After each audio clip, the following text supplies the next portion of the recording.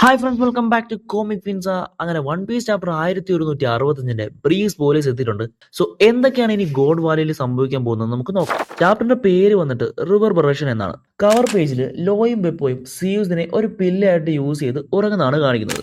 കഥയിലേക്ക് വരുമ്പോൾ ഷിക്കി ആ ഒരു കാര്യം ഡിക്ലെയർ ചെയ്യാണ്. എന്താന്ന് വെച്ചാൽ റോക്സ് പൈററ്റ്സ് അവിടെ അവസാനിക്കുകയാണ് എന്ന്. ശേഷം ബാക്കിയുള്ള റോക്സ് മെമ്പേഴ്സ് അവരുടേതായിട്ടുള്ള വഴികൾ തിരഞ്ഞെടുക്കുകയാണ്. റോജറും ഗാർപ്പും ആ ഒരു ഐലൻഡിൽ നിന്നും പോകുന്ന അവരുടെ മെമ്പേഴ്സിനോട് സെബേക്കിനെ തോൽപ്പിച്ചതിന് ശേഷം അവർ തിരിച്ചു വരുമെന്ന് പറയുകയാണ്. പിന്നെ കായികയും ലില്ലിനും സംസാരിക്കുന്നതാണ് കാണിക്കുന്നത്. ഒരു ലൈഫ് ടൈം മുഴുവൻ തന്നോട് കടപ്പെട്ടിരിക്കേണ്ടവനാണ് എന്ന് അവനോട് ലില്ലിൻ പറയുന്നു. എന്നിട്ട് അവരവിടെ നിന്ന് പിരിയുന്നു.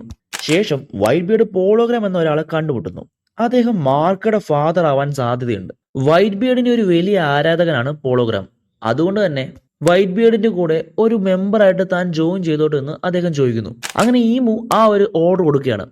ഗോഡ് വാലി എന്ന ആ ഒരു ഐലൻഡിൽ നിലവിൽ എന്തൊക്കെ അവശേഷിക്കുന്നുണ്ടോ അവയെല്ലാം തന്നെ ആ ഒരു ഐലൻഡിൽ നിന്നും തുടച്ചു മാറ്റുക. സെബേക്കിന്റെ കോർണർ ഹാക്കി എന്ന് പറയുന്നത് വളരെയധികം സ്ട്രോങ് ആയിട്ടുള്ള ഒന്ന് തന്നെയാണ്. അതുകൊണ്ട് തന്നെ ഗാർപ്പും റോജറും അവനെതിരെ ഒരുമിച്ച് നിൽക്കേണ്ടതുണ്ട്. സോ അങ്ങനെ ഗാർപ്പും റോജറും അവരുടെ ഫുൾ ഹാക്കി അൺലീഷ് ചെയ്ത് ഒരു എപ്പിക് കമ്പൈൻഡ് അറ്റാക്ക് തന്നെ സെബേക്കിനെതിരെ ചെയ്യുകയാണ്.